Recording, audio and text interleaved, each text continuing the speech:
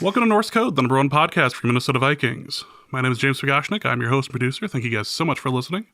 And we're not going to do Arif on the other side of the tin can and string at the moment because we're going to do something a little bit different today. Arif conducted an interview, and normally when we do interviews, it goes about an hour or so, but this interview ended up stretching to about 2. So instead of trying to have some 3-hour epic podcast with a week to go till the draft, what we decided to do was just have this be its own interview episode, and next week we'll do some mailbag and we'll do a reaction once the Vikings decide which quarterback they're going to end up getting. So, without any further ado, let's get into the shilling. If you enjoy the show and would like to support us in a couple of different ways, you're more than welcome to join us over at patreon.com/NorseCode. For $3.50 a month, you get access to stuff like the bonus material, you get access to the Discord, all of that. A special thank you to the people who signed up as a result of the April Patreon preview episode. And we really do appreciate that. It is one of our favorite things to do all year. If you enjoy it, let us know. We'll be happy to do it again. We really like doing the fake ad reads. So if you enjoy that, let us know. But special thank you to Nathan Zipfel, to Max Wild for joining us, Jared Chamberlain, and Ryan Chandler.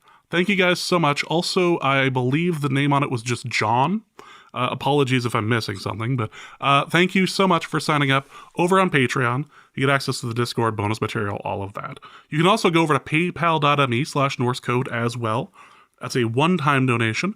Or you can go over to norsecode.threadless.com and be one of the cool kids with shirts, baby onesies, stickers, magnets, all of that. I know Arif looks forward to seeing the baby onesies with his animated face on them on the little kids, and we just assume that shortly either before or after a kid threw up on it. So thank you for the support. And before we get into the interview, I just wanted to say something real quick about SB Nation. Arif and I are not involved in any sort of agreement with SB Nation as far as the other podcasts that went under over the past week or so. We do not have any sort of advertising agreement with them or anything. We merely post on the Norseman, usually once per episode.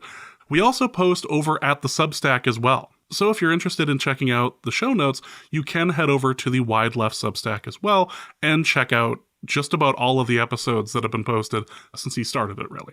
So we don't have any sort of advertisement agreement with SB Nation. We still occasionally post there, but the whole getting locked out of your RSS feed or not being able to podcast anymore because of some sort of agreement and contract, that has nothing to do with us. We both think it's terrible that this has happened to so many SB Nation podcasts, but this isn't something that is currently affecting us.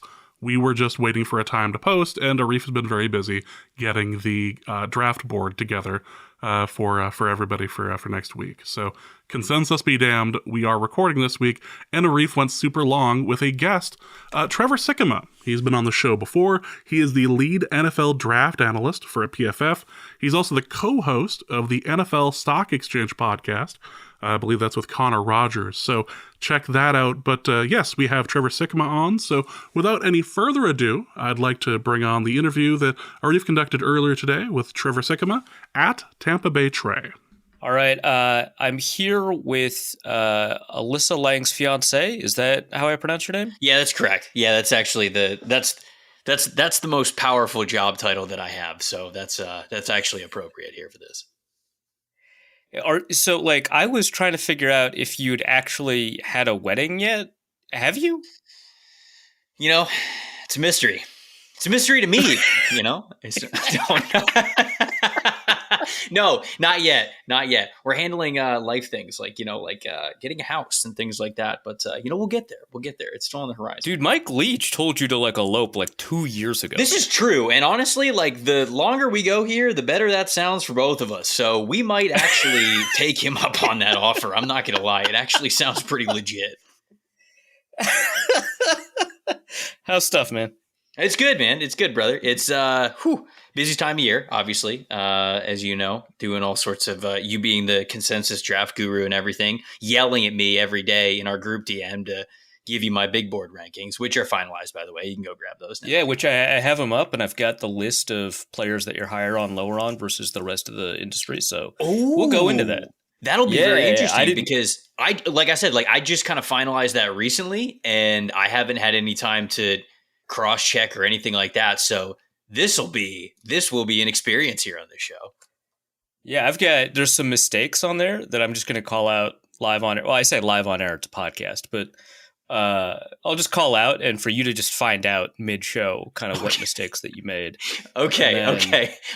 This is good. This is perfect. That's why I'm here. I'm here to make myself feel worse. By the way, for people who don't know, Pro Football Focus, et cetera, Trevor Sikkema, whatever. So James pestered me to get a draft expert on the show, and failing that, I've brought you on. And I don't know, it's kind of interesting because most of the time you bring in, or most of the years that we've brought in people to talk about the draft, we're like, oh man, this is such an interesting cornerback group, or hey, the Vikings might be able to grab a linebacker in round 2 or whatever. But the Vikings just don't have picks in the second and third round, and we're all pretty confident in knowing what they're going to do in the first round, and it's probably not to grab an edge rusher, right? It's the quarterback class. So let's talk a little bit about this quarterback group, and then we'll feel like I don't know, like Schrager just put out a mock draft for the Vikings, stayed put at 11 and 20, so it's possible, right, that the Vikings don't grab a quarterback. Did he have them take a quarterback at either spot? Yeah, at 23. Right?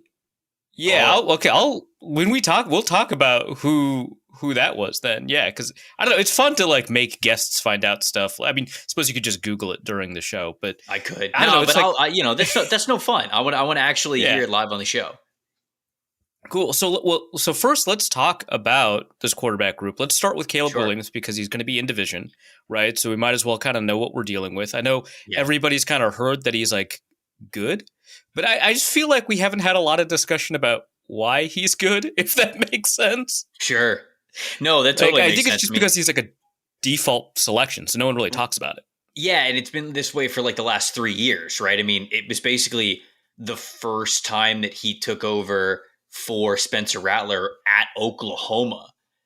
People, and you know how it goes. Everybody just wants to jump on, oh, this guy's the next like greatest thing that's ever happened to the game. He completes like one pass and people just go, oh, yep, there it is. Yep.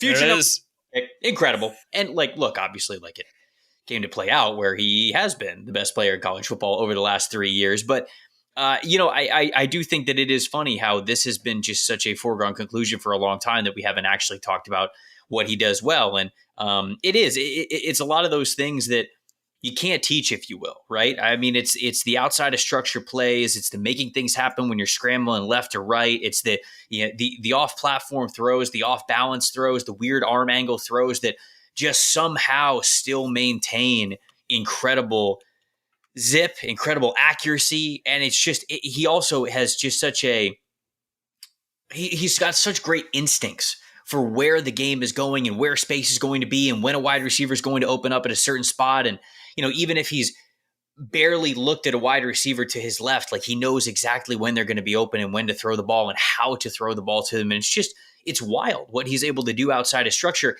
And here's the thing with Caleb. I think everybody starts their conversation by talking about that because, well, that's the thing that we love the most with quarterbacks at the top, right? Drafting the rare traits that aren't around very often. But I also think that he gets a bad rap for the kind of processor that he is in structure. USC's offensive line stinks. I mean, it has not been good over the last couple of years. And when you look at what Caleb has had to deal with, it's on those plays in which he is pressured and things break down and he has to escape the pocket. That's when you see those super high time to throws. That's when you see the Superman complex that people love to talk about with him, where they kind of bring it up as a negative, right? Oh, he's got to hone in. He can't be doing that at the NFL level. And they look at the super high time to throw, and his time to throw, granted, if you take all of his snaps into account, including the scrambles, it's like 3.21. I think this year, and last year it was like 3.4 something, or maybe I have those flipped, but it's extremely high, right? And there's basically only one quarterback at the NFL level who has a consistent time to throw over 3 seconds and is good. Say the name. Say the name. It's Lamar Jackson. That's actually that's actually the only one. I mean, the other ones that are kind of flirting with that are Josh Allen's been in there a little bit, and this is over the last 4 or 5 years. Like Patrick Mahomes will obviously like hold on to the ball a little bit longer, but he gets rid of it so quickly in structure. His time to throw numbers are always less. And Justin Fields is another one who's very consistently over 3 seconds. And I think people look at the Justin Fields example and they say, hey, see, you can't do this. It doesn't work. But when you take away those plays where Caleb was moved off of his spot, so like essentially when the offensive line did what they were supposed to do, Caleb's time to throw is average. Like it's like 2.161. Like it's right there with everybody else in this class.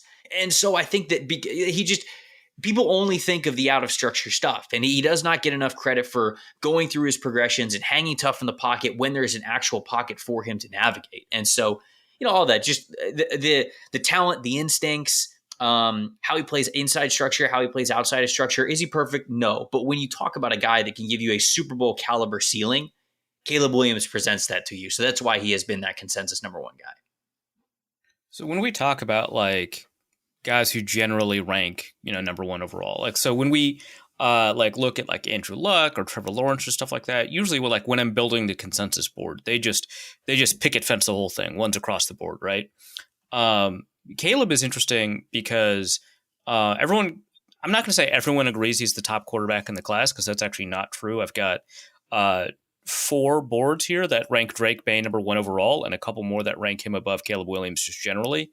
I've got 2 that have Jaden Daniels number one overall, which I just find fascinating. Sure, yeah, why not? Do your thing. But 44% of the boards that I have Caleb Williams number one overall, including you, right? And then after that, it's Marvin Harrison, like 42%, something like that. It's like 28 of my boards have for Marvin. Wow. Yeah, it's interesting. So Marvin ranks so this will change as I get more boards in. Marvin ranks number one overall right now, but he has fewer people ranking him first. And what's happened here is that people who don't rank Marvin Harrison first rank him second or third. People who don't rank Caleb first rank him like 4th or 5th. Right. Which is interesting, right? But it does kind of like bring up these kind of comparisons, because everyone generally understands Caleb Williams to be the top rated quarterback in this class. When you go to find other quarterbacks that have that general understanding, they get ones across the board. And that's not true for Williams, which tells me, when you compare him to like these generational prospects, if you want to define that tired term, he probably doesn't rank up there with Trevor Lawrence. He probably doesn't rank up there with Andrew Luck, right? So among the quarterbacks that you've been able to watch over the past 7 or so years, where would you say, Caleb ranks? Like probably above Jared Goff and Josh Rosen, right? But probably below like Trevor Lawrence. Yeah, this is such a valuable exercise, obviously, to look back and kind of how you evaluated these guys. But it's also it's always so tough to do, because it's tough to totally take out of your mind what you've seen from these guys in the pros, and you try to remember exactly what you thought of them as prospects. I'm looking at the list now. I'd have Lawrence above Williams. God, I mean, Burrow's score was so high because of that last year. Yeah, Burrow would be in that conversation. I cannot remember if he would have been exactly there, but he'd be in that conversation. I feel like I'd have Caleb Williams above Joe Burrow, though. I'd have him above Kyler Murray.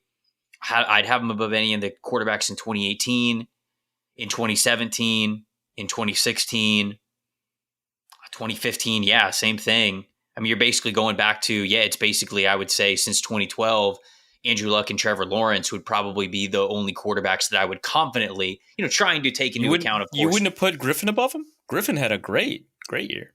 Yeah. He'd be right there as well. Like he's sort of like with Joe Burrow, where I think that's just the conversation that you're having with those guys. Because you're right. And that's not fair to kind of discount Robert Griffin at all, just because he wasn't the guy who went number one in that class. So you're right. I mean, he was very, very well thought of, and I wasn't as in the weeds with how I scout these guys now than I was back in 2012. But I think for the sake of conversation, for RG3 when he was coming out, you would definitely put him in that conversation as well. So I think Caleb is with those guys. The only guys I would say that confidently you would put above him would be Lawrence and Luck, and then I think Burrow and RG3 probably. And then you've got basically a second tier here with Griffin and Burrow and Caleb. Probably. I think What's curious about this kind of exercise is because I did this with actually former colleague Mike Renner a little bit ago. And one thing that kind of is interesting is that our understanding of what makes a good quarterback has evolved and changed, even over that short period of time, right? And I think you take a look at that 2017 class with like Patrick Mahomes, right? And I don't think anyone would have looked at Mahomes' college tape and put him number one overall based off of the changing standards of quarterback, even though he is a part of that conversation for why those standards have changed. But I think they probably would have ranked him higher because of how much more we value out of structure playmaking, the ability to have a feel. Like, I mean, the way that you're talking about Caleb Williams makes it feel like, yeah, obviously a lot of people compare him to Patrick Mahomes, but importantly, the way we understand what makes a good quarterback has been changed by Patrick Mahomes, right? And it feels like a lot of the stuff that you isolated are products of that.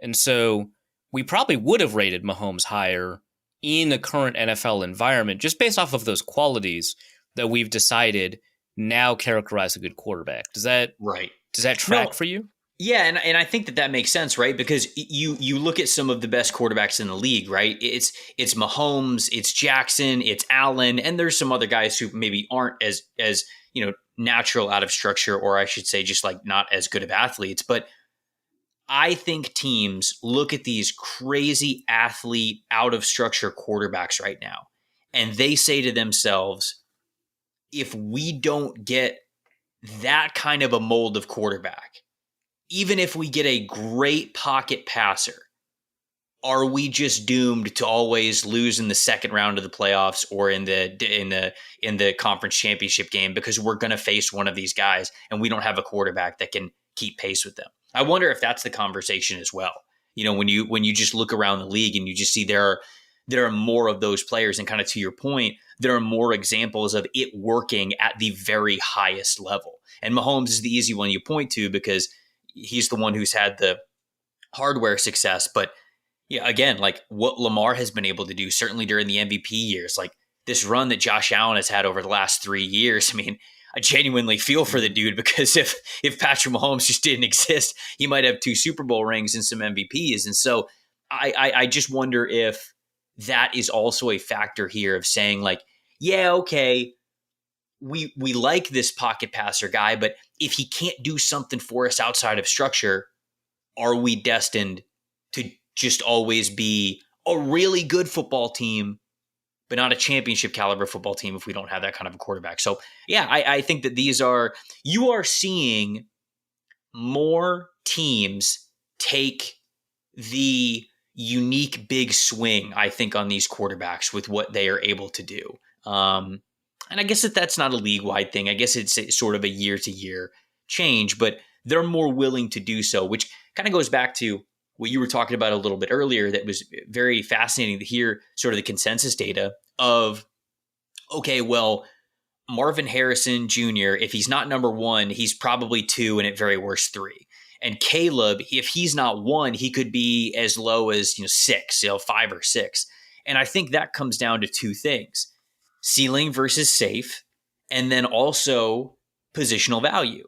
And positional value is something that I am growing with as a draft analyst and trying to find the best way to quantify that, because it is often such a, yes, like, of course we could say like, yeah, quarterback means the most, but the value of like a mid-tier starting quarterback versus a top-tier starting quarterback, like even within position, the positional value can be a force multiplier that can take leaps all the way up once you get to the elite level. So that's something that I am working with, and that I've certainly tried to work with more now that I have so much PFF data kind of at my fingertips, is really trying to quantify what positional value is, because building a big board is such an interesting exercise because we all love to do it. But at the end of the day, the teams build big boards for them, for their coaching staff, for their scheme, for what they want. So us building big boards on the outside, sure, we can say this is how I identify these players and this is how I think that they stack up against each other, talent to talent. But For example, I've got Cooper DeJean and Quinyon Mitchell as two guys who are very high on my big board, and they're basically right next to each other, but they're completely different corners. They're very different in what makes them good and how they could succeed in the NFL and the systems that you would want to see those guys in. And the fact of the matter is that for most teams, there'd be a much larger gap between one of the two, whether one's a lot higher or you could flip it. So this whole exercise of like what you are valuing with Caleb Williams and where you would have him on a big board is going to differ analyst to analyst on the outside, or I should say the media side of things, because of how they answer the questions. What do you care about more, ceiling or safe? And do you take positional importance into account when you're forming a big board? Because I know some people that don't, and I know other people that think you're crazy if you don't do that. So it's always an interesting mix to see how people kind of come up with who they prioritize and why. It's always kind of like fun because I'll talk to people who like don't, place that much importance in positional value, and they'll say like, no, I just rank the very best players. And I was like, okay, let's say you found the best punter of all time. Is he number one on your board? They'd be like, no. Right. Like there's always like some degree of give, right? Right. Right. But yeah, no, it certainly is interesting, like the way that people kind of break down how much they'll let that influence their rankings. Yeah. And I agree with you. I used to not. I used to be of the camp where I was just saying, okay, no, I'm trying to identify really good football players. Because that's the thing about Marvin Harrison, right? For as important as wide receiver is in this league, it doesn't hold a candle to what the quarterback can do for you. But people look at Marvin Harrison and they go, well, I have to put him at number one because there's just zero chance that this guy busts. And they look at the draft, and I'm not saying that this is necessarily wrong, but the draft is a giant game of simply trying to get good football players on your team. Now, there's little elements that go into that. Okay, team needs and scheme and things like that. But at the end of the day, like you're just trying to draft good football players. And even sometimes when you're really confident in how talented a guy is, sometimes he just doesn't work out. So if you ever feel like you have a guarantee that this guy just his floor is so high, I think that's why you see a lot of people saying, no, I'm going to put Marvin at number one, and that's going to be that. That's just the way that it's going to go. And that's it. That's the game. And like I said, I used to be like that. And I think that is still a factor for me. It is still a factor for me. But so is positional importance, more so than it has been in the past. Because if I don't operate under that, then like you said, we could have a generational punter, and I've got to have him in the top 10 simply because he is a master of his position, right? Because if you don't go positional importance at all, if you say that it doesn't matter at all, then you're simply going with who is a master at their position. And this is obviously an extreme when we talk about special teams guys, but you could say the same thing for fullbacks. Right. Or like a center. Like, you could just be like, oh, this is the greatest center of all time. He is going to be and I think Tyler Linderbaum was kind of like this, right? There were a lot of people who looked at Tyler Linderbaum a couple of years ago and they're like, I got him third overall on my board. And there was other people who's like, okay, well, I like Tyler Linderbaum, but he's a center. So I'm going to have him like in the 20s. And I was closer to the camp of people who had him as like more of a 15 to 25 type of ranking, even for as good as he was, just because you're trying to take that positional importance into account. Now I'm going to have people yell at me that center is really important. And yeah, I get it. You guys know what I'm saying. I'm just trying to kind of give an example of overinflating being a master of your craft versus a position that is bringing a lot of individual value to whatever you're doing. All right, cool. Well, let's move on to the next quarterback on the big board and also your board. Somebody that at least 4 of the 64 boards I have right now have ranked number 1 overall, Drake Maye. Put yourself in the shoes of someone who ranked Drake Maye number 1 overall. What would the argument be? Well, I totally see it, right? Because Maye is, if I remember correctly, 3 for me. He should be. Correct. It should be just Marvin Harrison Jr. in between those. So obviously the gap is not very far. I can certainly see people who love Drake Maye, and that's why some of this, I don't know, we'll call them rumors at this point of Drake May falling, or, the Commanders not being interested, or the Patriots maybe wanting to pass if they don't get Jaden Daniels and Drake May's on the board. That's why it confuses me so much, because I am much closer to the camp of people who might have him number 1 overall. And it's because of that arm talent, man. I mean, over the last 2 years of him starting at UNC, I've watched this dude basically hit every single throw you could want an NFL quarterback to hit. I mean, he'll throw with touch. He'll throw with anticipation. He throws with pressure in his face. He can throw off platform. He can throw within structure. He'll hit over the middle between the numbers in the intermediate areas. He'll also hit deep down the sideline outside the numbers. He will give you every single throw. Now, was it as consistent as you wanted it to be this year? No, there were some ball placement and some accuracy issues. And I think that those things are very correctable for them, because I think they're bottom up mechanic issues, if you will. I think he gets a little bit of happy feet when he's in the pocket, because Drake May feels like that sort of backyard type of quarterback where, and I don't mean this to come off as like overly critical. I'm not trying to say he's a one-read quarterback and then he takes off, but May, let's face it, has probably been the most talented player on the field for most of his life while playing the game of football.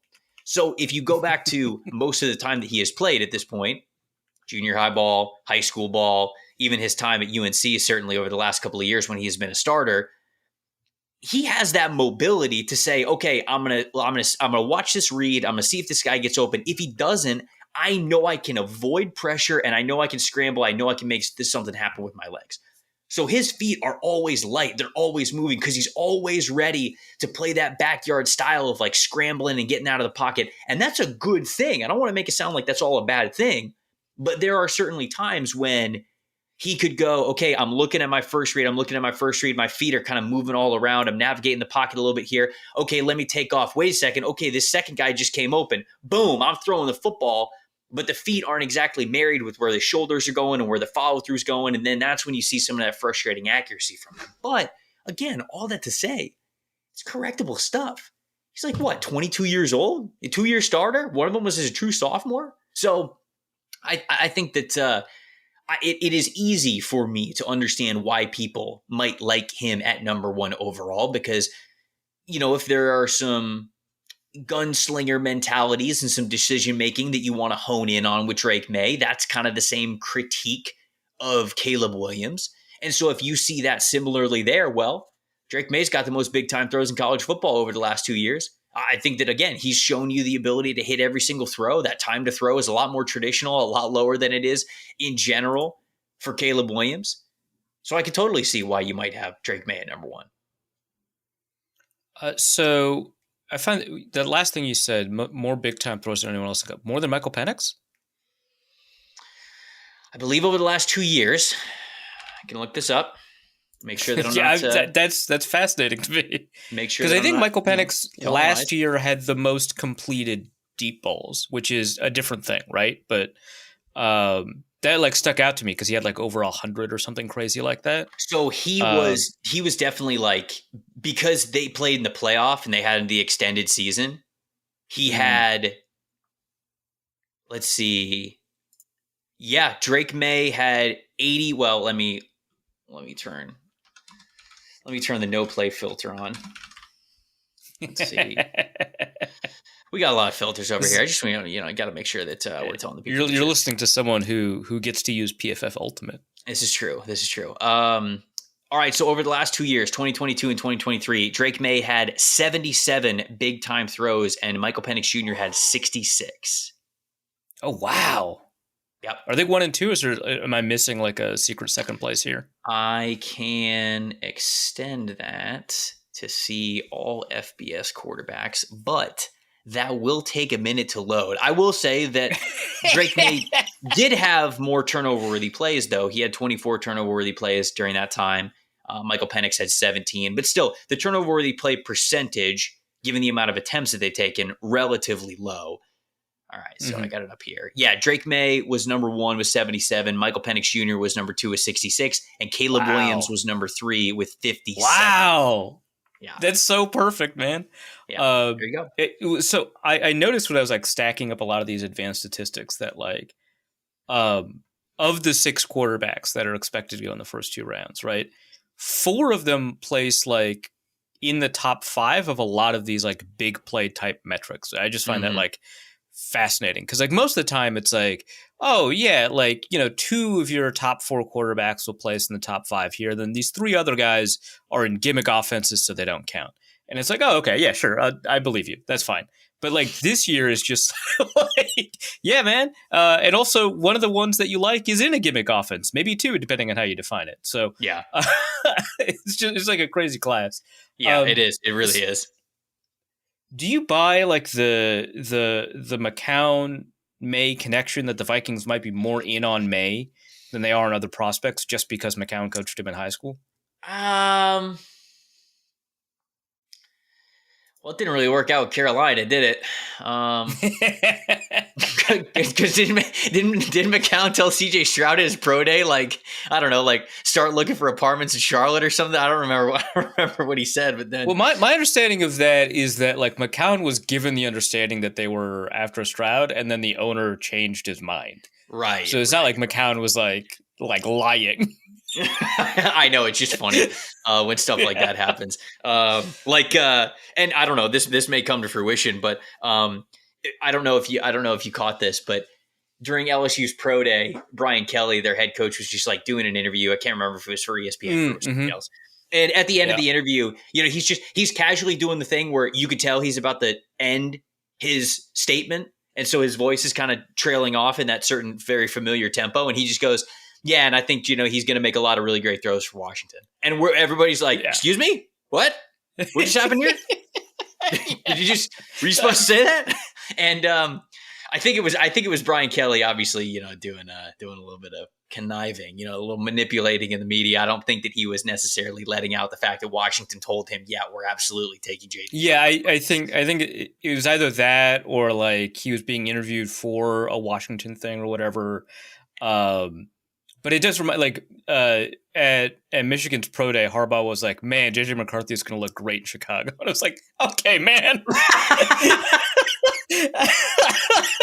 Yeah, they're taking Marvin at 1 and then JJ at 9.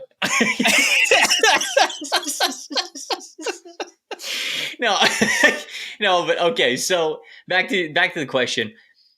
You know, I think it's weird because part of me thinks that familiarity is overblown, but at the same time, when it comes to the quarterback position, it could mean everything in the world, right? I mean, that's why you do so much extensive background research on these guys. Like you're talking to friends, you're talking to teachers, you're talking to anybody who's ever interacted with this person. What are they like when nobody's looking, when the cameras aren't on, when they're not being interviewed, when they're not supposed to be on? Who is this person? You know, did they have a great work ethic? Like all this kinds of stuff. How do they treat other human beings?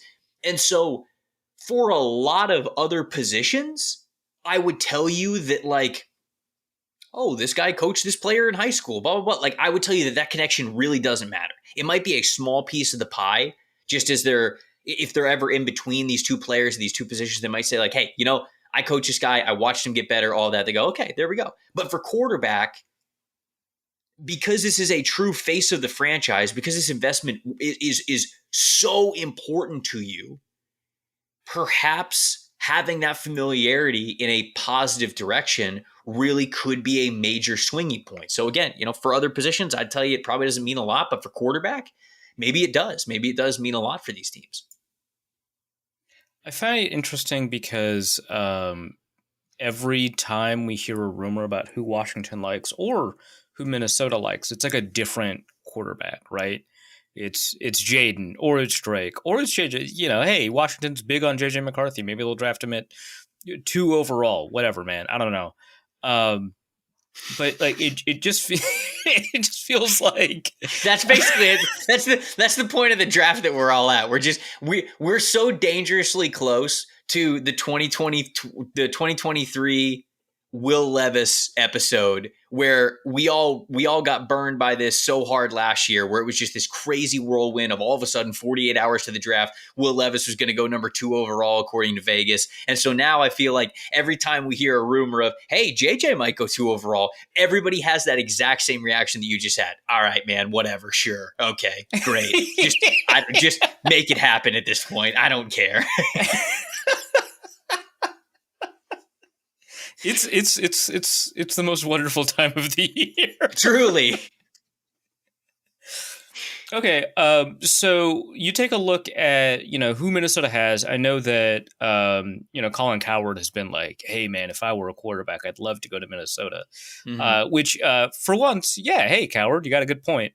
It feels like that's the case, right? They got Addison, they got some guy named Justin Jefferson. They've got for once a pretty decent O line. It seems like they still technically don't have a left guard, I suppose. So that will have to be resolved.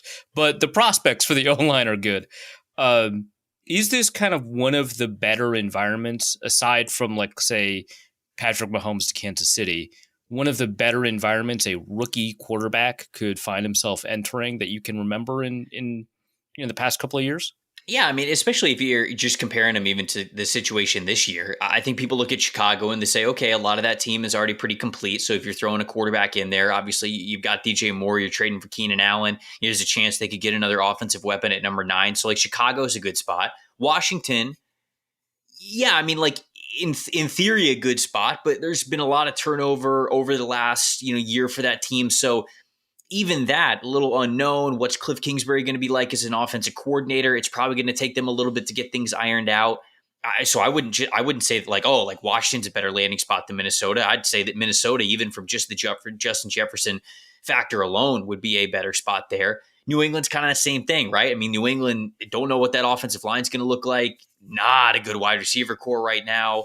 I don't know what the offensive identity is going to look like, so I don't think that's really a great landing spot for a quarterback, even though we think that one is going to go there.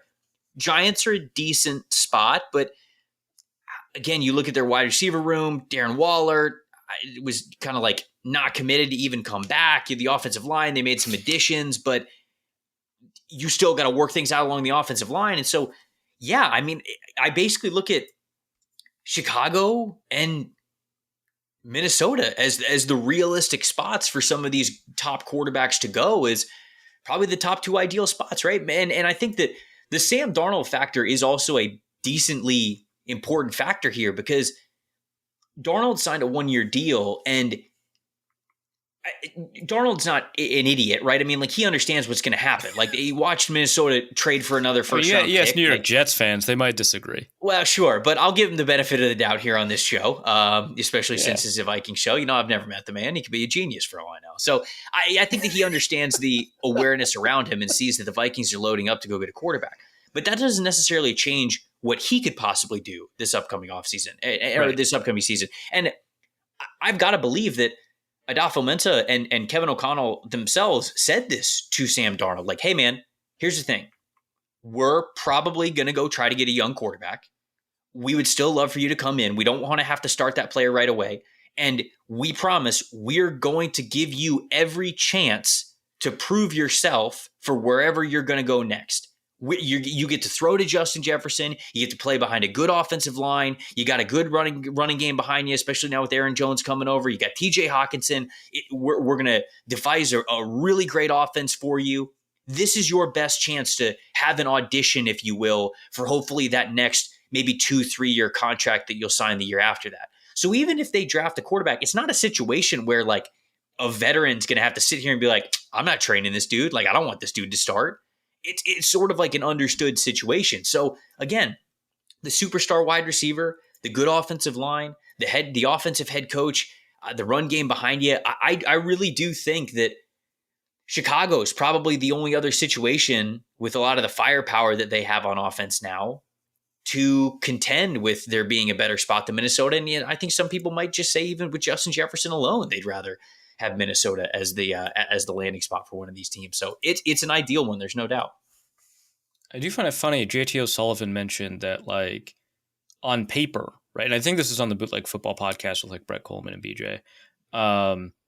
Is it EJ or BJ? It's probably EJ. Yeah, my bad. That like Chicago has like a good situation on paper, but they're just like eternally boned because he like JT like takes like this like, yeah, I'm just taking a look at the franchise history kind of approach here where he's like, I don't see it. I can't see it. Right. Oh, look, it's tough. It's tough. There's no doubt about it. It's tough. It is tough.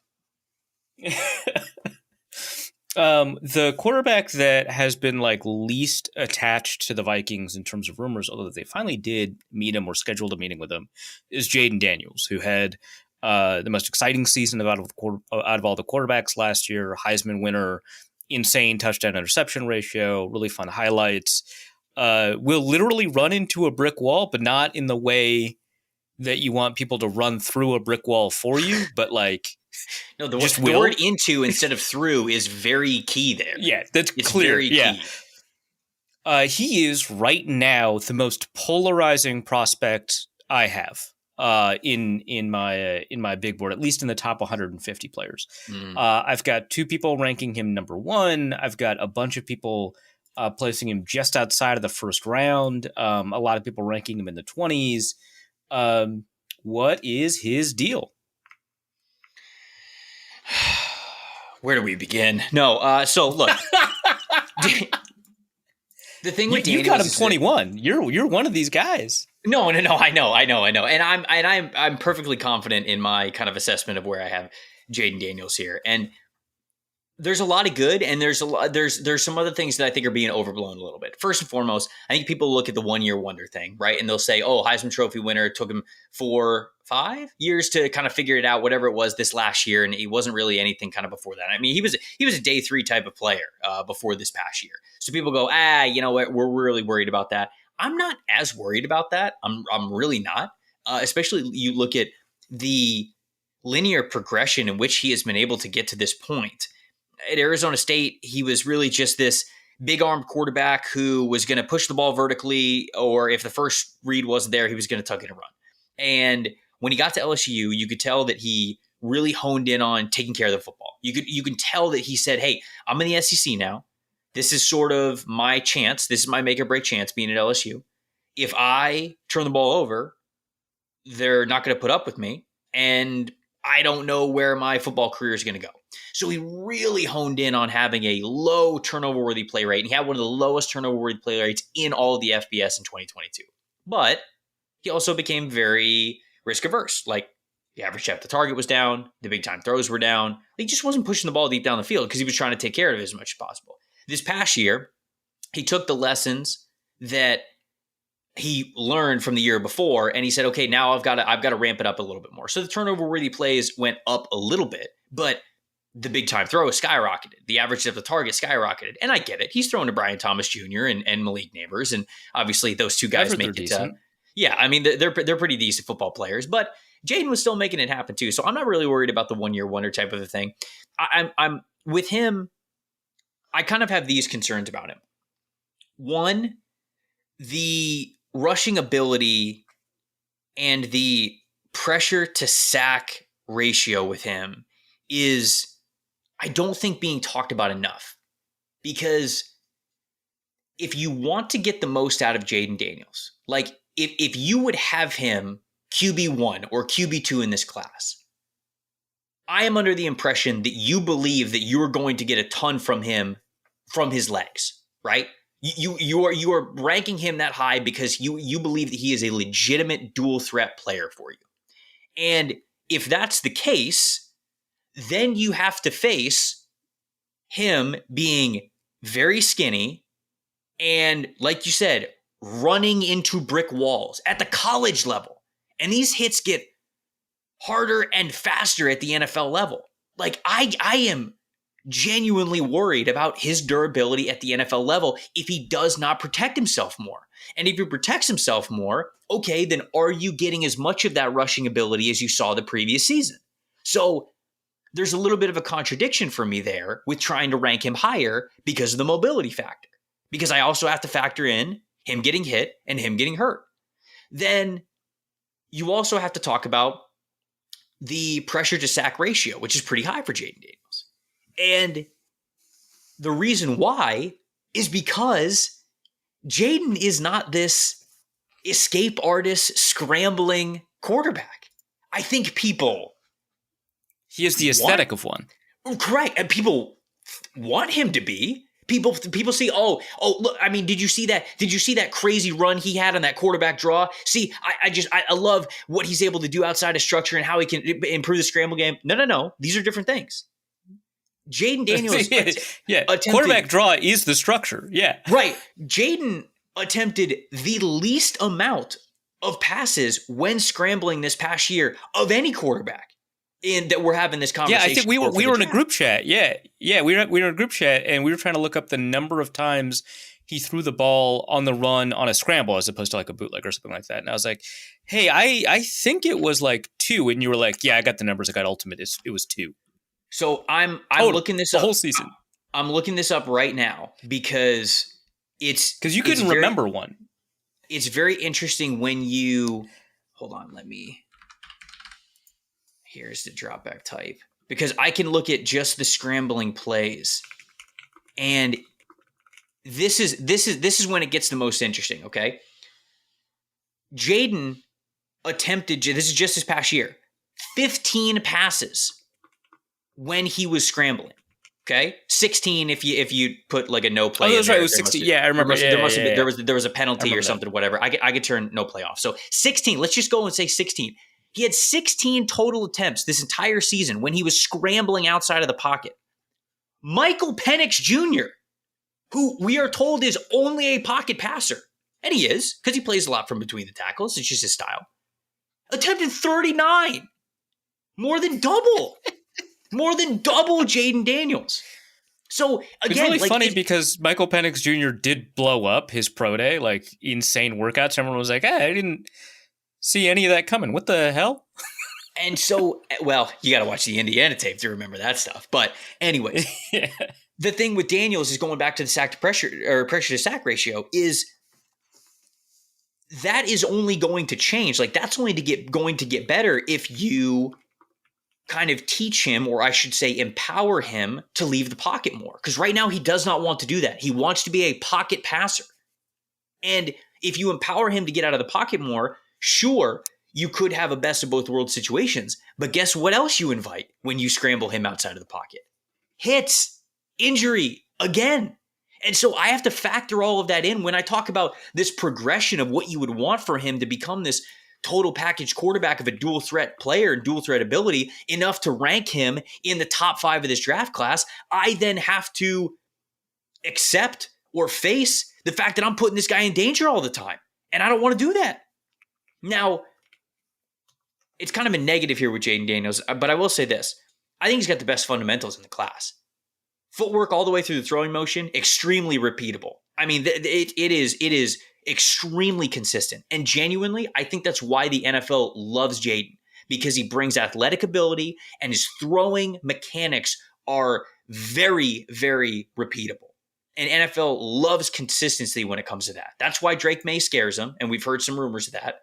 And that's why Jaden Daniels, I think, is just, climbing up a little bit here because they believe he's safer, but then they throw in the athletic ability and they use buzzwords like scramble plays and making things happen out of structure, and they're not actually taking Jaden Daniels as he is. I also believe that Jaden Daniels has an adequate arm for the NFL level, but I don't think it's as good as Caleb Williams or Drake Mays or J.J. McCarthy's or Michael Penix. I think that he has an adequate arm, but I think that we're romanticizing Jaden's arm here a little bit at this point.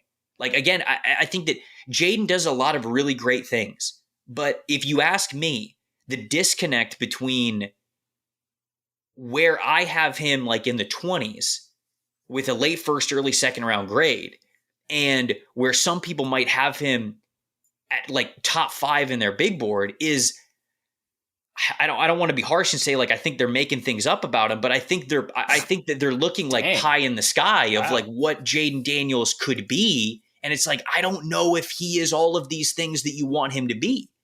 So I don't know. Maybe I'm taking him a little bit too much at face value, given how he has progressed throughout his college career. Maybe there is still much more in the tank for him to be a out of structure type of a quarterback, but he certainly has not been that over the last 2 years. And those are the 2 years in which he has had the most success. So I find it difficult to say, okay, now give me more and continue to have that level of efficiency and success for him.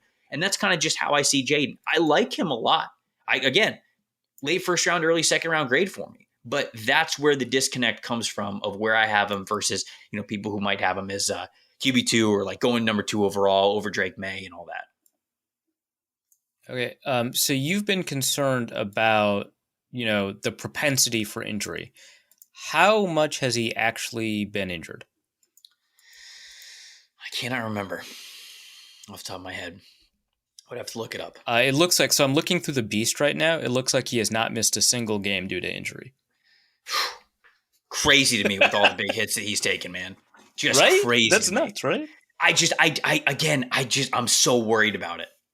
I'm worried about it at the NFL level. Now, I'm not necessarily worried about it as much. Like, if you told me, again, what I'm seeing from Jayden is what I'm getting. But if you want him to scramble more, if you want him to be part of an RPO offense, if you want him to be this option quarterback, if you want him to escape the pocket and all that, you are inviting more hits from him. And he is so poor at protecting himself right now that's got to be like install point number 1 for training camp. I mean, no matter how much you want this guy to run, you know it's going to be a factor for you at some point. But it does, man. It worries me. Even hearing that he has not missed any games because of it. I mean, I don't doubt the toughness of the kid, no doubt about it. But it gets harder to take those hits consistently at the NFL level, and it worries me. It really does.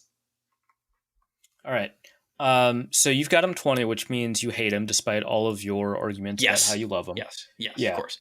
So I see the truth. I'm piercing through the veil here. I don't know. It's like most people do have him in round 1. I find it kind of interesting that for a polarizing player that, of course, I've been kind of mediated by Josh Allen, who as a polarizing player got ranked outside of the 100 by some people. He's the most polarizing player I've ever had in the consensus board. So when I see, the most polarizing player this year is still consistently ranked in the first round, I just find that kind of fascinating.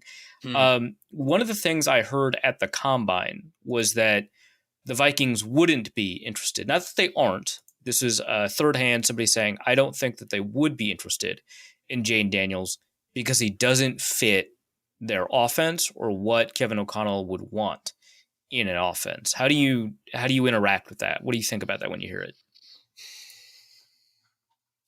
I don't know how much I believe that, because I also would have faith that Kevin O'Connell is, he's the type of coach to coach his offense like to his players' strengths, right? And no position is that more important than quarterback. So, I couldn't tell you like exactly the structure of what O'Connell wants to run ideally, because I think, again, it's different every single year. Sometimes we'll see coaches and they'll be much more run heavy. They'll be much more condensed sets. And then, in other years, they'll go wide zone and they'll spread it out and things like that. And a lot of times that just has to do with the personnel that you have. So I don't know exactly what his dream setup would be. Maybe it is a quarterback who, again, is, I guess I would say like more in the pocket. But then again, like I just went through the fact that I think Jayden could be fine there. So I don't really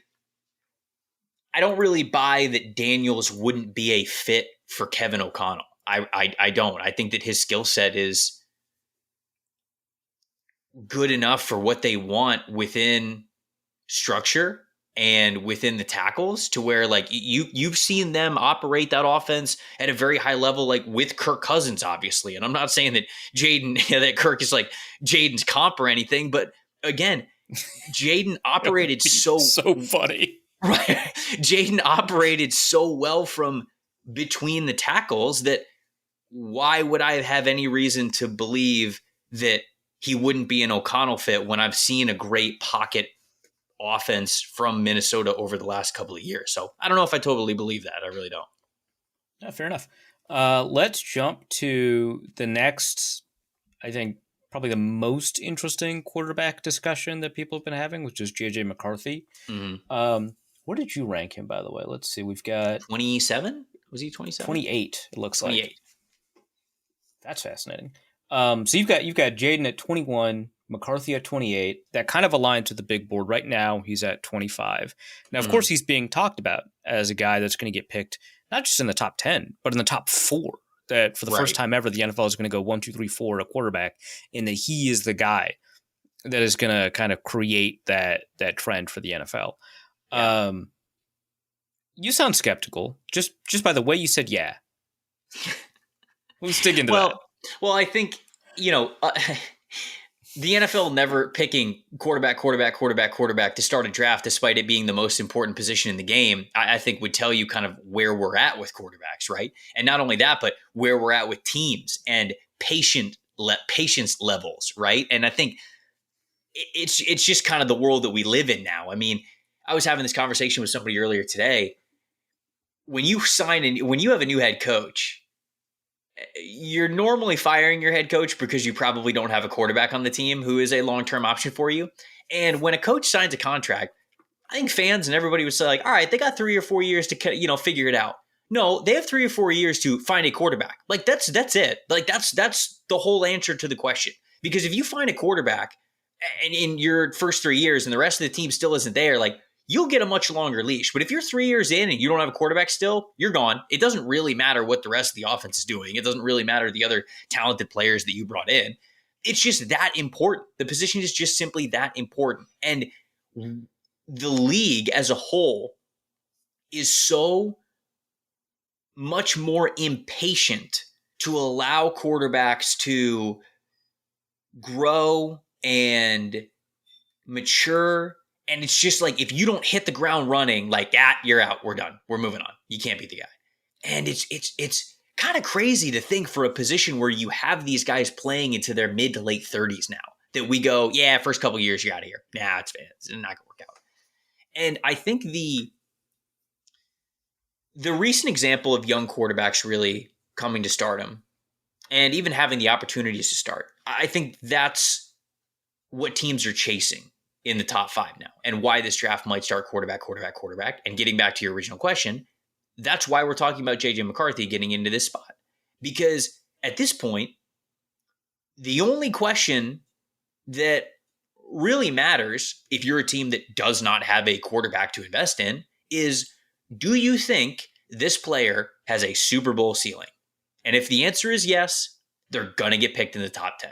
That's just like, again, I have a late first, early second round grade on JJ McCarthy. I like JJ McCarthy. I really have loved the progression that I saw from him from 2022 to 2023. I did not like the 2022 tape at all. People told me he was going to be a top quarterback this past summer. And I was like, okay, if he is, I'm not saying that you're a liar, but if he is, he's got to get way better in a ton of different areas. I mean, he had no feel for the pocket. He had no feel for pressure. He was like 19, right? Like it feels like, and he was obviously like but again, I kind of get tired of people who are always like just looking for the next guy, and they're like, oh yeah, this guy's going to be okay. No, that's fair. That's fair. And it's just like, come on, like we don't need to do this with every football player who's good in 18 or was good in high school once and had a 5-star label. And so that was kind of me pushing back on that to say it takes more to succeed in the NFL than to just be a talented quarterback. Like you have to have consistency. You have to have maturity in your game. You have to have a good feel for things, anticipation, recognition, all this kind of stuff. And he did not have that in 2022. And you're totally right. He was a 19-year-old first-time quarterback as a true sophomore. But then this junior year, this past year, even though he wasn't lighting the world on fire because they had the offensive line, they had the run game, they had good receivers, they didn't need to ask JJ McCarthy to pass for over 350 yards every single game. He felt the pocket better. He felt pressure better. He was more confident in different types of throws. 2 that I absolutely loved are intermediate throws over the middle between the numbers, 10 to 20 yards down the field, which he scored very highly in. And then also third and long situations. I think he was the best third and long quarterback that we have in this class. So those are 2 areas where, okay, they didn't ask him to stuff the stat sheet every single week, but there were more opportunities to say, all right, JJ, go pick this up for us. Go get his first down. Go make a big boy throw. And he was able to do it. And so that progression, that step forward gives you a lot of faith to say, okay, there's something here. That means that there's another step for him to take, or even a leap for him to take, to get to that point where he could be a legitimate starting quarterback for you. And if you put the right team around him, a playoff caliber quarterback, we'll see what happens from there. So he is somebody who, if you had to plop JJ McCarthy down on, let's say, the Minnesota Vikings, week 1 starting quarterback, I don't know if it'd look pretty. like I think he'd be sort of timid. I don't think that he'd really be pushing the ball deep down the field or anything like that for you. I think he'd be making some mistakes. I think he'd be learning some lessons. But just because he's not a great option for you in week 1 of his rookie year doesn't mean that he can't win a Super Bowl one day for you. And I think that is what teams in the league are convincing themselves of with J.J. McCarthy. And again, when I say convincing themselves of, I don't mean that that's a lie. I don't know if that's going to be the case. Time will tell. But I do think that he is a talented player. And I think he would be worthy of a first-round pick. But the quarterback tax is just, I mean, it's extremely high. So that's why it's like, sure, I'd take this guy in the first round. And when you say that and admit that, you're basically admitting that you would take him in the top 10 because that's basically the price of doing business now to get one of these guys on your team. So you talked a lot about what you didn't like about his 2022. What about his 2023 has prevented you personally from ranking him in the top 10? So I think that he's still, like, when I say that things got better for him, navigating pressure, going through his progressions a little bit quicker, seeing defenses in the pre-snap and really understanding where they're rotating to, where to put the ball. Like, those things got better in 2023, but there are still mistakes and lack of anticipation, I should say, from all of those situations that will get him in trouble in the league. And so, again, just because you got to one point does not necessarily mean you're going to take that next leap. There are a lot of quarterbacks that I feel get drafted early because they progressed in college and they're like, okay, well, he's obviously going to continue to progress. Well, you can throw that obviously word out of there because like that part doesn't exist. You just never know with NFL quarterbacks. So there are times when it's like, okay, you navigated the pocket really well here. You felt this pressure. You didn't even have to look at it, right? It was coming from the back. It was coming from the left side. You were still able to step up in the pocket, make a really good throw. I noted that. Okay, well, now here we got another instance where, you know, there's a rusher coming around the edge and you kind of saw him during the pre-snap. You knew exactly where he was going, but you were slow to get the ball out of your hand, and the guy was able to record a pressure or a sack or a tackle or a throwaway on you. So I think the same thing with progressions, right? Seeing the read. Okay, now I'm just a half a second late on getting off of this one. Now I go to the other one. Yeah, he's too covered, and you're either making a throw that's forced or you're forced to kind of like eat it and hold on to the ball, take a sack, or maybe scramble for a couple of yards. So it's just those things that got better, which is encouraging, but still just that total command of the offense, that total confidence, being able to make every single throw on time, recognizing things in the pre-snap that would really help you out on post-snap. That's what I'm still looking for JJ. And that's why it's like, hey, even from what I saw this past year, this is a fringe first round worthy type of a guy. Even if kind of what you see is what you get, I think that he might be able to process and learn things well enough to be a starting caliber quarterback at the NFL level. But for him to be that top 10 quarterback, it would take continued progression and a leap from him, which you mentioned his age. He is one of the younger guys, so you have faith that that's still coming for him. But that's ultimately why I'm just a little bit lower on him. In Peter Schrager's most recent mock draft, I mentioned this at the beginning of the interview, he has the Vikings taking Terrion Arnold at 11. Fantastic. I love that guy. Actually, do you like Terrion Arnold? Where do you got him? What do you have? Top 20. He's top 20 for me. 14. That doesn't sound good. 14. Okay. Come on. What do you mean? Well, it's just you pick. I'm good. Well, it's just you pick a guy at 11, and you're like, yeah, I have him top 20. It feels like all right. But 14, that's good enough.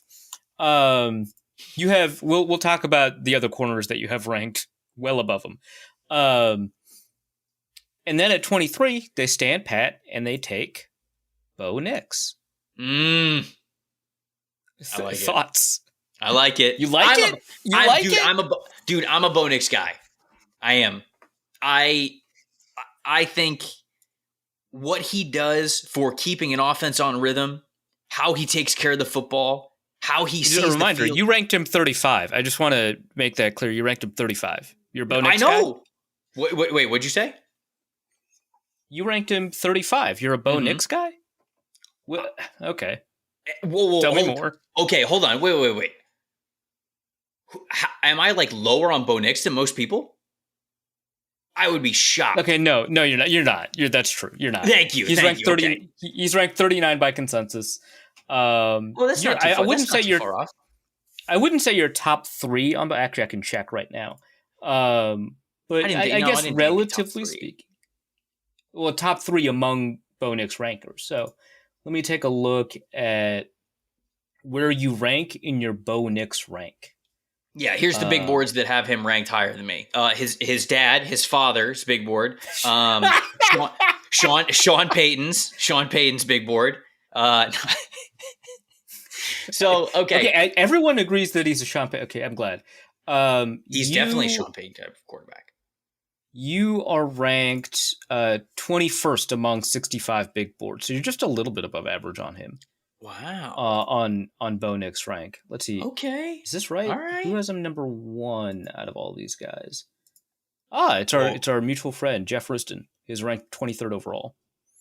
Right. So that's the highest for Nix. So for a while, I had Nix top 30, and there's a lot of other good players in this class, so I just kind of had him going down by proxy. But I understand the him getting picked 23 overall, again, because it's sort of the tax, right? I've got him ranked in the mid 30s, and it's a quarterback, so you have to pick them earlier. There's just not really a debate around it. And I would, if they came away with Terrion Arnold and Bo Nix, like I think that would be solid. Like, it wouldn't be wow, we hit an absolute home run, we were able to trade up and go get Drake May, but I really do like Nix, man. Like I said, I think he understands how to keep an offense on rhythm. I think he understands where to go with the ball. He had the highest grade of any quarterback on 3rd and long. Now, I said that JJ McCarthy was the best quarterback. Okay. What was his average depth of target on 3rd and long? Okay, no. Look, that's what I was going to bring up. Well, I'm not just cherry picking stats here. I'm going to give you context. I'll give you context here. So, Bo Nix and JJ McCarthy were the 2 highest graded PFF quarterbacks when it came to 3rd and long situations. Bo Nix had more completions, he had more first downs, but he was short of the sticks, I think, around 60% of the time. I don't remember exactly what it was, but it was around 60% of the time. So he's throwing short of the sticks and letting his players make plays. But, I'm not going to hold that necessarily against him. JJ McCarthy, on the other hand, it was sort of flipped. It was, his grade was just a little bit less than Bo Nix. He had a little bit less total number of first downs in those situations, but McCarthy is very consistently pushing the ball past the sticks. Like, he's getting the first down with his arm. So that is what I loved about him and what gravitated me towards him to say the saying that he's my favorite 3rd and long quarterback in this class. But that's not to say that when you talk about Nix and the things that he does well, he knows where to go with the football. And he knows where to go with the football on time, because he's allowing his players to make plays in space and get those yards after the catch. And of course, those things are schemed up from the offense. There's a lot of times when that's the case. But you as the quarterback, sometimes it does take a little bit of a read, or sometimes it does take a second progression to see that. And you're getting to it quick enough to where you're able to give this guy the time to be able to go make a play and get a first down and things like that. So, look, I don't think that Bo Nix is this sort of takeover type of quarterback at the NFL level. But I do look at situations like, and I don't know, maybe Lions fans will get pissed off at me for this, but like, I look at Jared Goff's situation in Detroit. Like, he's got a great situation. Jared Goff is a master of that offense. He understands exactly where to go with the ball. He understands exactly where the ball is going to against different coverages in the pre-snap, how a cornerback is aligned, what kind of leverage they have against the slot receivers, against the outside receivers, when he needs to get to his progressions, all this. And Jared Goff has been so efficient in this offense over the last couple of years. I see a similar ceiling with Bo Nix, and people might go like roll their eyes at it. I'm not saying take Bo Nix number 1 overall. I'm saying you take him somewhere late first to early second. And if you set up a good situation like this, look at how awesome the Lions offense has been. He is capable of that kind of a thing for me. So again, that late first, early second round type of a range for Bo Nix is something that I like. Okay. So if you were hesitant on Bo Nix, what would be the reasoning behind that? So I have a couple of like things that I believe are correctable. I think his feet sometimes get out from underneath him. Like, for whatever reason, he'll try to like sidearm a throw when he doesn't have to, or the feet will just kind of like stop moving. Like, it's not always, for as on rhythm as Bo Nix is and how technically sound his fundamentals can be, his footwork can sometimes fail him. And I think that when you see some accuracy issues from him, that's normally the stem of it. I also think that he has a bad habit of retreating and rolling out of a pocket instead of stepping up stronger in the pocket. when that is available for him to do. Not to say that he does not do it. He just doesn't. There are too many times when I saw him drop back further than he needed to bail out of the pocket instead of really just kind of like stepping up and allowing the tackles to kind of flush out the edge rushers all the way outside the arc and just pass where the quarterback's going to be and making a good throw. But I would say the biggest detractor for him is you do wonder what he will be like outside of a controlled environment like Oregon. When I say that, I mean like the offense itself. Like things are very on script. Things are very well planned out. And there are some offenses where I think that could thrive, right? The reason why I make the jokes about Sean Payton is because Payton for many years with Breeze was able to do that. Like Breeze had the arm to make every throw, but there were years, especially towards the end of Breeze's career, where he was, a glorified facilitator, right? He was a game manager, especially when his arm strength really started to dip. And so Payton was still devising these offenses where he could really keep things on rhythm and he could continue to march down the field, these methodical drives. And I think that Bo Nix can operate those things, but if you need him back against the wall, 2-minute drill, no timeouts, you've got to hit some big throws here, back to back to back, like 2 or 3 big throws in a drive. Is he capable of it? Yes. Was he asked to do it a lot? No. And the last time I felt like he was asked to do that, there's probably some examples from him at Oregon, but that's when you start to get back to the Auburn tape of, are we now asking you to be a version of the quarterback that you're not super comfortable with? And I don't know if the answer to that question for sure is yes, but it could be yes. And so he might not have that in him, if you will. So that is the biggest detractor for me of why I might not be higher on Nix, because there's a lot of things that I like about his game. But at the end of the day, every quarterback in the league, when you get to the level that you want to get to, winning the division, playoff football, conference championships, of course, Super Bowls, you're going to have to step up and make these big moments, especially against the really good teams. Does he have the ability to do that multiple times a game when it's called for? And I'm just not sure. I think he's talented enough to, but does he have the mentality to? We'll see. You're going to give people some like PTSD flashbacks to Kirk Cousins' lowest moments. So you've got Michael Penix ranked one spot behind him. If Penix a real coward. Like a real coward. Yeah, it's super cowardly. If Penix was 3 years younger and had no injury history, where would you rank him? Same spot. It does not really matter to me. It really doesn't. Really? The age stuff for a quarterback, especially if you're good when you're coming out of college, and especially, I should say this, like if you got like multiple years of you being good, which Michael Penix does now, I really don't care. He also has 2 years of being relatively healthy. I mean, a lot of the major injuries, they're multiple years behind him.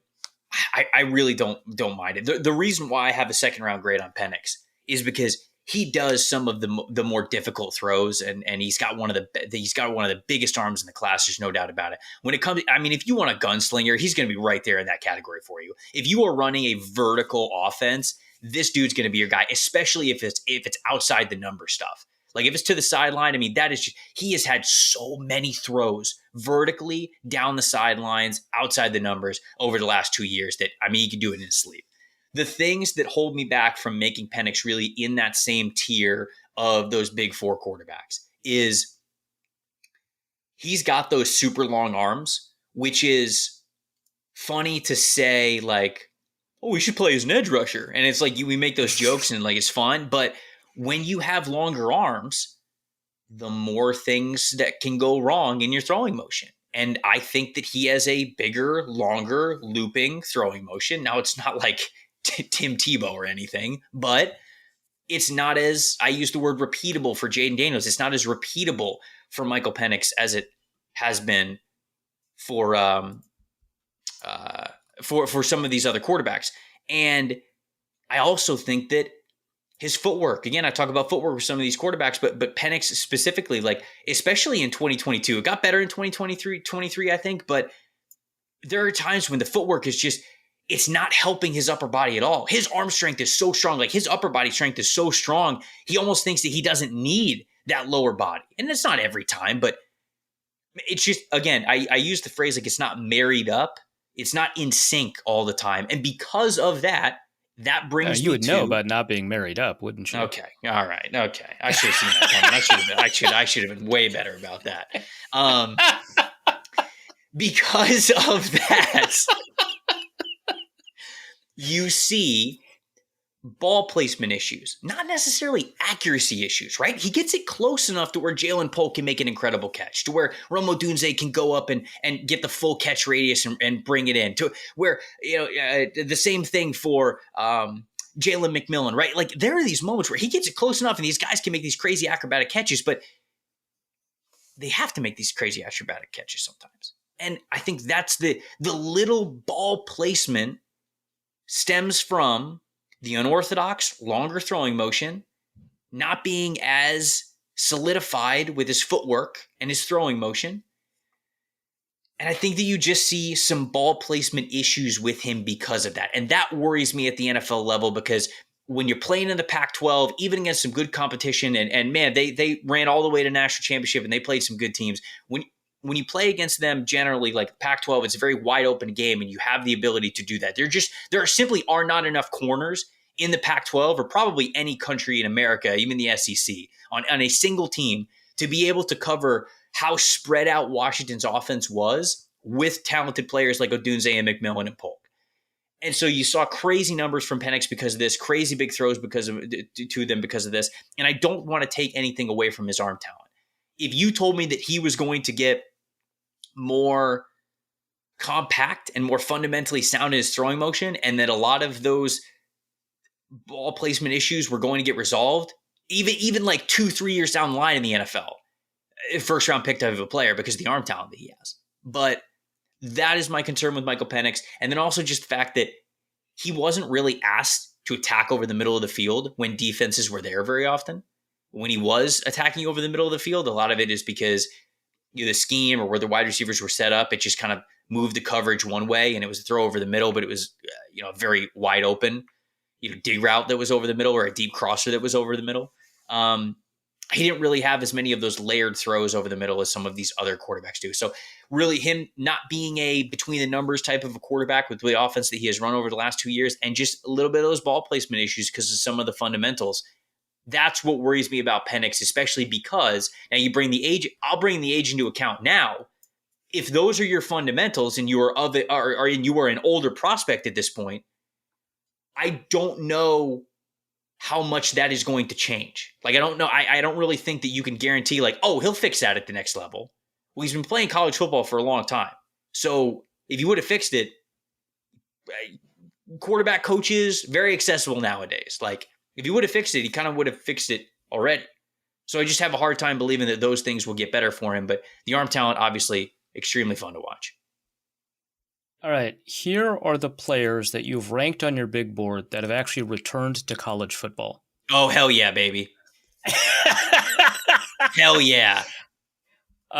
Anthony Belton, Zion Nelson, Steve Linton, Eugene Asante, Eric Gentry, Josh Williams, Cal Halliday, Dante Kent, and Brian Ugwu.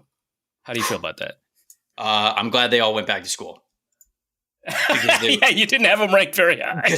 Right. I don't have any of those guys ranked very high. And so for you to name those players and you're like, they all went back to school, my immediate thought is, oh, good. Good for them. They needed it. They needed an extra year. So that is good. That is genuinely my thought there. So this is my full transparency. I'm always transparent with everybody. Like, this is my first year doing the as the lead draft analyst for PFF, and that has been the most time consuming part that as we have gotten closer and closer to the draft, I just have not had the time to do, is to try to keep up with a lot of the guys who I'll send a list over to you. Whoever returned to school. So this is actually extremely helpful to me. And obviously we have as I was kind of going through this, like in March, there were a couple of players that were still on the board in March, and I was like, God, we gotta get better. And so like I actually have a system for some people to help me out for next year to make sure that we're not in, I don't Good. know, April It's 16th. And I still have players on the big board that went back to school. Trust me, you are definitely not alone. Nor is your list the longest of people. Oh, that's good. in That's good. mid-April. That makes me It's on the longer side, though. I'm not gonna. As long as it's not the worst. That's all I care. Yeah. Players that are in the consensus top 200 that you have unranked. Only one, actually, which is kind of surprising. Okay. At rank 184, Tyrese Knight, linebacker out of UTEP. Oh, haven't watched him. That's why. It seems like you had the time to watch Zion Nelson. You didn't watch this guy? All right. Hey, Zion. Hey, look, Zion Nelson was at one point like thought of as like, I don't know, like a day 2 pick, so had to get eyes on him, Okay. Who are, and I've kept you half an hour past what I thought, but I'm going to keep you until you tell me not to. Not to. Who are? Nope, not yet. Who are the players that you think you are the absolute highest on? Ooh. And I'm sure you actually have that information, correct? Yes. Yep. Who do I think I'm the highest on? Peyton Wilson. Nope. Damn. Not even top 3. Whoa. Oh, that makes me happy. So, man, I guess this is a little bit. Wait, can I ask a question? Like, are they like top 50 guys, or is it guys who are like in the hundreds that I'm just like? For you, none of them are in the top 50, although there are a couple of guys where you're a second or a third on, and I'm going to talk to you about them. But right now, I just want you to name at least one guy that you are the highest on. See if you can get it. God, this is a great question. No, it's not going to be Braden Fisk, because I know some people are even higher on him than I am. That is correct. Jalix Hunt. Got him. Let's go. You ranked him 86th. Yeah. Your peers by consensus ranked him 176th. And I have two theories. One, small school guy, Houston Christian, right? 2, I don't know that everybody prizes athleticism as much as may be necessary at this position. Right. And he killed it in the workouts. So tell me a little bit about Jalix Hunt. No, so Jalix Hunt, you're right, the edge rusher from Houston Christian. He was at Cornell initially, and here's the thing, like he played safety at Cornell, right? Like he he has not been playing edge rusher very long at all whatsoever. I'm pulling up his Jalix Hunt. I'm pulling up his combine results and everything just so I have it in front of me here. Yeah, we're talking about, again, this guy played safety, and as an edge rusher, 85th percentile wingspan, 80th percentile arm length, 80th percentile 10-yard split, 82nd percentile 40-yard dash, 88th percentile vertical jump, 95th percentile broad jump. I mean, this dude is just insanely explosive.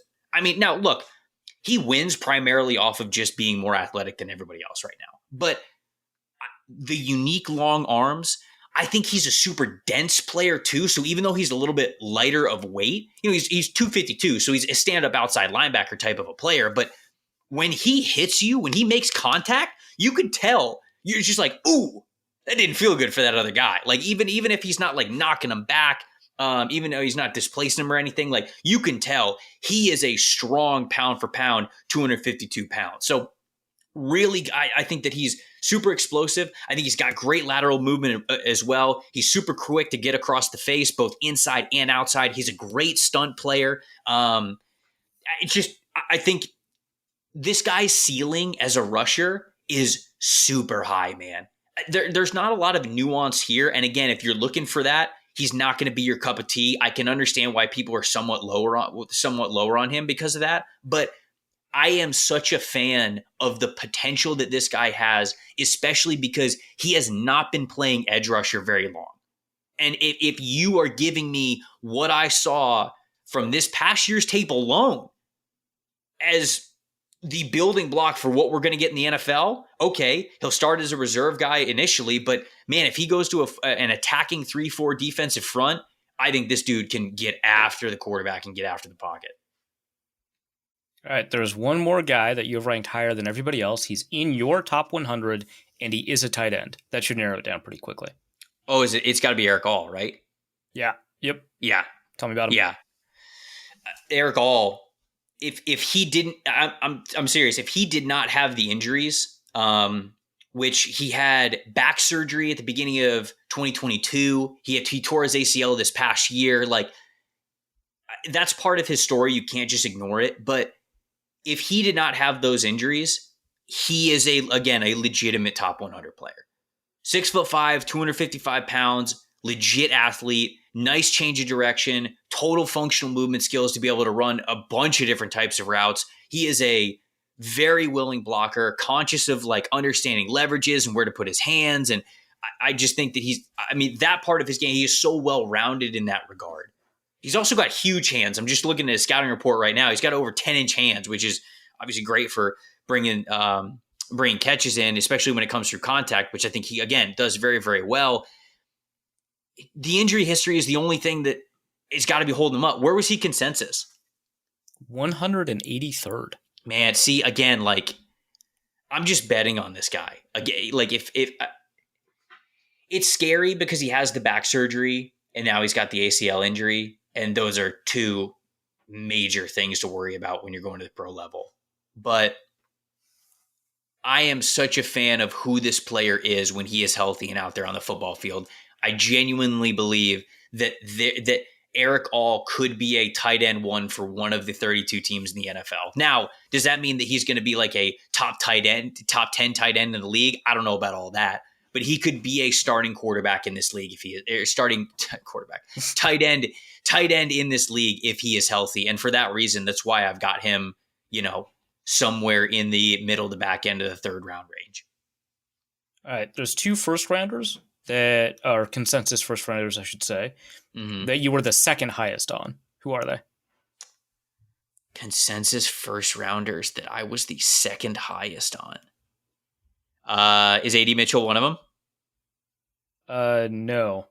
Whoa. What? People like him a lot, dude. Dude, I got him at 22. Yeah, some people have him higher, it turns out. Yeah, very clearly. Wait, okay, so you said one of these you have to nail. I'm shocked you haven't named him yet. Oh, Cooper DeJean. Yeah, come on, dude. Okay, tell me about... Wait, somebody's got Cooper DeJean higher than me? That is correct. Actually, let me see if I can find who has him high, because that was like nuts, because I saw that like when I went to copy your big board into my spreadsheet, that was actually the first name I saw, and I was like, that is crazy high. Yeah.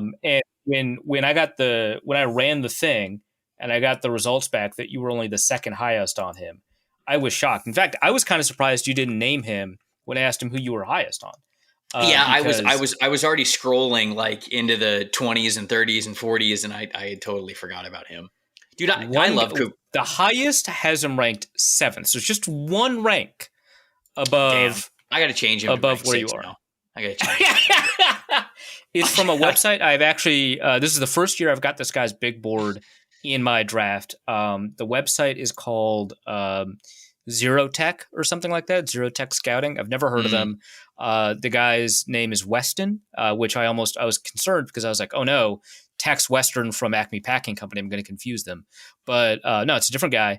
Just has him ranked 7th. So now you're gonna have to rank him 6th. But tell me about Cooper DeJean, the guy who doesn't know how to signal a fair catch. Okay, all right. What? Look, that's what happened. That's the turn on the tape. Yeah, he doesn't need to because he's taken it to the house. It's fine. No, I think that when not one time, that's for sure. You look at his athletic background. I mean, he played basically every sport under the sun, and you can just tell that he is that natural athlete with how he plays. Like, look, did you watch the basketball highlights? Yes. He has more high school. What state was it? Was it Indiana where he played high school ball? I can't remember. Did he play basketball in Indiana? That would be crazy. No. In high school in the state. Right. No, that's what I mean. Like, oh, all right. Hold on. Because that's an incredible high school basketball environment to play in. I'm gonna look it up. Yeah. No, Iowa. Sorry. Oh, okay. I was like, and then he chose football as an Of course not. Indiana basketball star? Okay. That makes more sense. So in high school, he played quarterback, wide receiver, and DB on the football field. Holds the record for school career passing yards, passing touchdowns, touchdown receptions, and also led the team to 2 state championships. Hold on. He has the school record for passing touchdowns and touchdown receptions? Correct. What? Correct. In basketball, his and I think I got this from Wikipedia, or maybe I got it from Iowa's website. Can't remember. In basketball, his 1,832 career points are 55 more than current Sacramento Kings Harrison Barnes on the state's all-time scoring list. In track, he won the state championship in both the long jump and the 100-meter dash. He also played 3 years of varsity baseball when he was in high school. So, of course, he played baseball. One, I just love the multi-sport background at an extremely high level. Mm-hmm.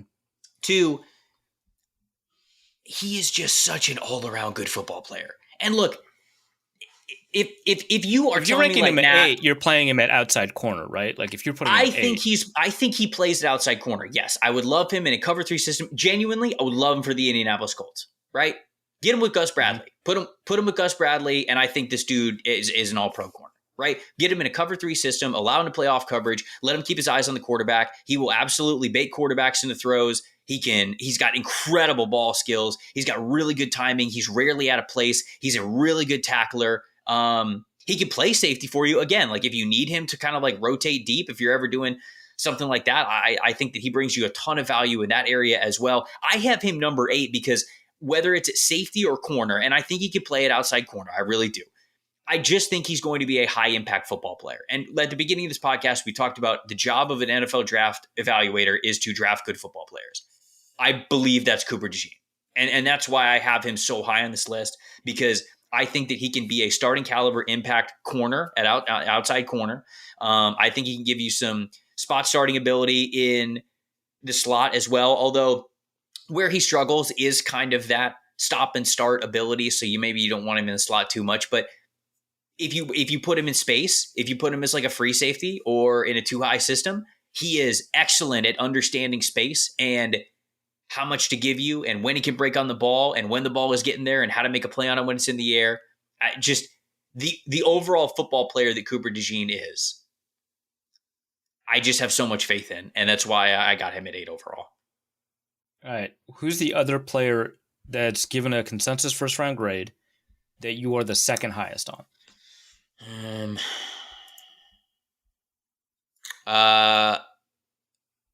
Is it Latu? Nope. Is it Newton?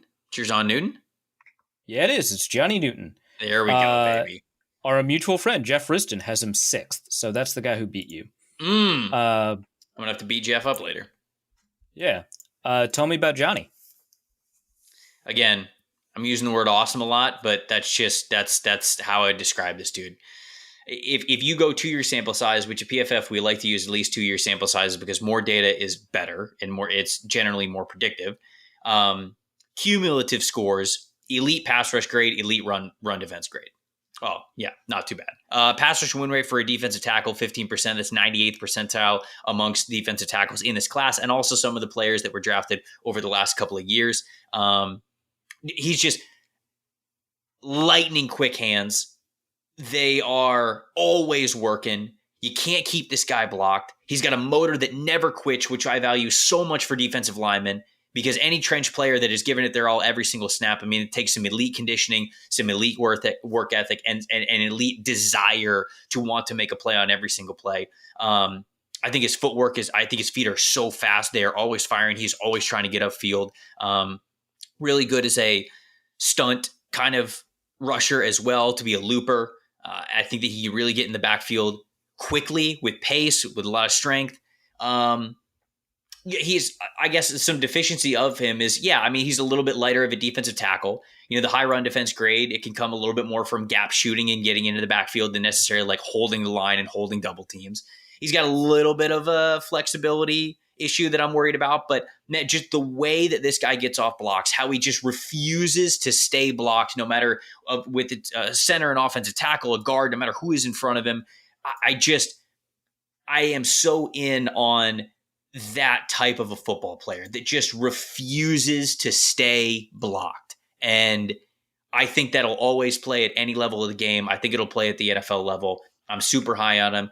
I understand like some of the physical limitations with him, both with size and, again, like I said, like a little bit of inflexibility. But for what this guy does well, I know you said he's a consensus first round pick, but I've seen some betting markets have him as like barely even a favorite to go in the first round, and I'm like, come on, man. He's a really weird test case, because if you take a look at the Grinding the Mocks consensus, I think in December he was going top 10, and now he's going 20, 25-ish. Yeah. And usually with draft fallers, they end up being fairly polarizing in my big board. Generally speaking, somebody goes top 10 in December, ends up in April as a 25-ish type guy. The ranks will be all over the place, sometimes 8, sometimes 30, sometimes whatever, right? Sometimes 40, 50.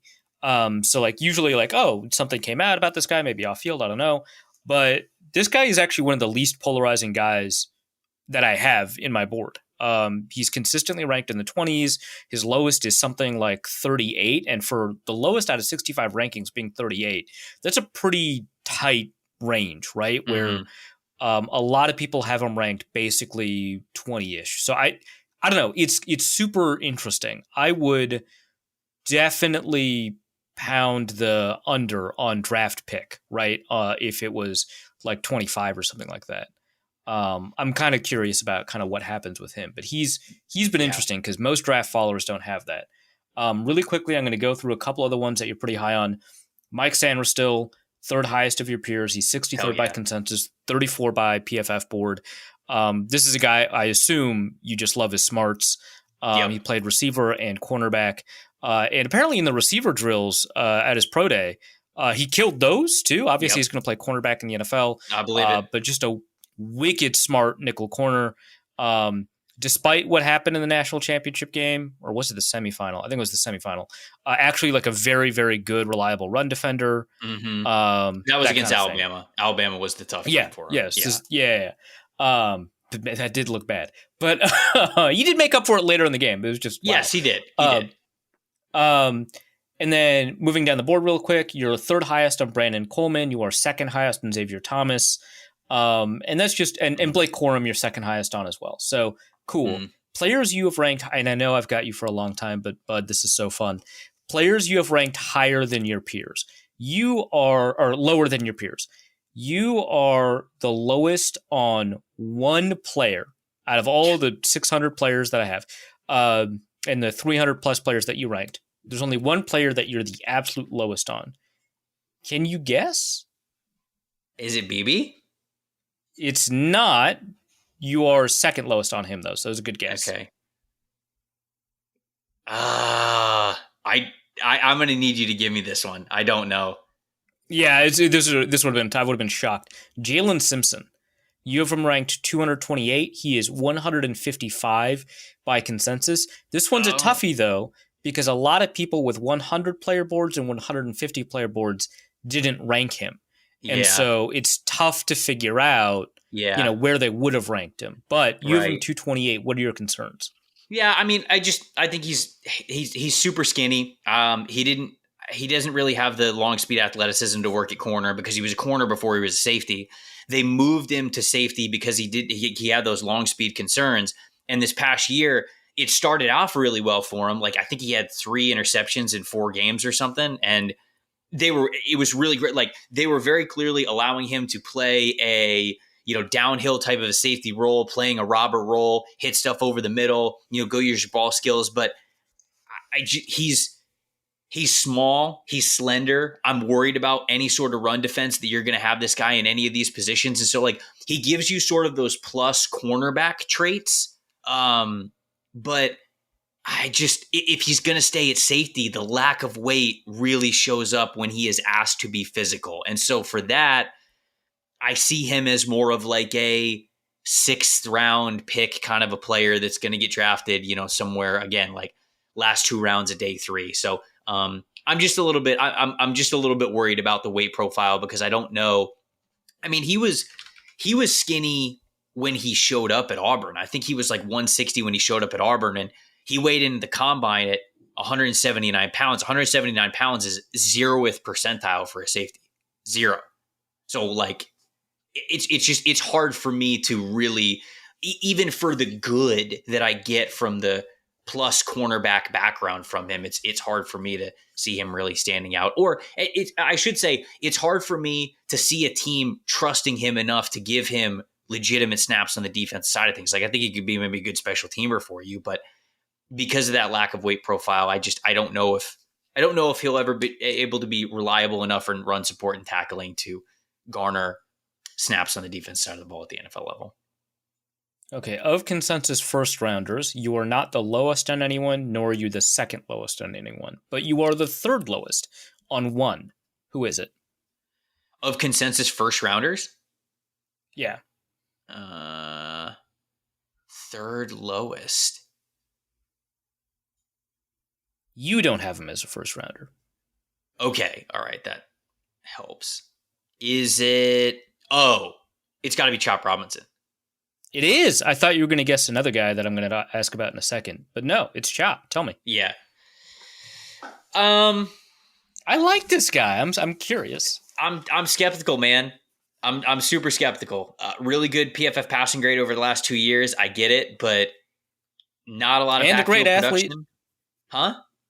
And a great athlete. No, he's an incredible athlete, and I think, I mean, not that being good production, a Chop, good athlete. Not that being a Chop, well, not good production. I mean, like he had good like pass rush win rate stuff and like good pass rush grades for us, but not a lot of backfield production. I think the reason why I didn't have backfield production is because 5th percentile wingspan, 12th percentile arm length. He wins just off of being a better athlete than everybody else right now. He doesn't have a lot of pass rush moves, and even the pass rush moves that he tried to pull off, he doesn't really have the length to be able to do it. Also, he gets off the ball incredibly quick, but just like he has shorter arm length, he has shorter stride length. So this guy fires off the ball, but he's not like launching upfield. He's not getting a great first step and absolutely destroying an offensive tackle around the corner where they don't have a chance. Even when he gets a really good jump, sometimes offensive tackles can get out and recover a little bit and make it more difficult for him because he doesn't cover a lot of ground. So I think that he has frame and length issues when it comes to pass rushing. I also think both of those categories show up in run defense, so you're not going to really want him to be a run defense guy for you. He's really just an elite athlete that you're hoping you're going to be able to develop. But again, like factoring in pass rush moves that he is going to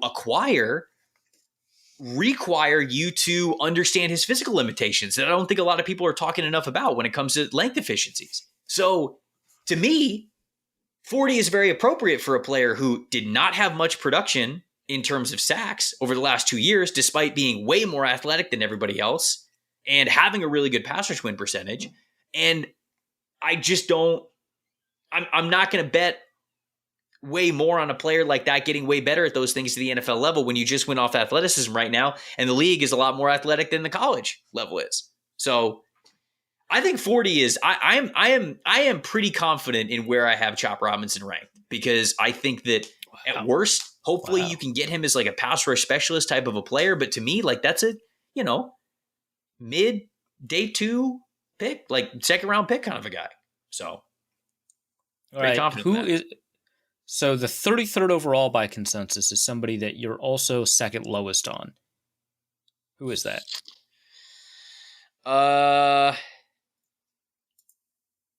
Is it Tyler Guyton? No, actually, he doesn't show up in as a bottom 3 player for you. Okay. Man, who is it? Fast. Is who? It's somebody who's fast.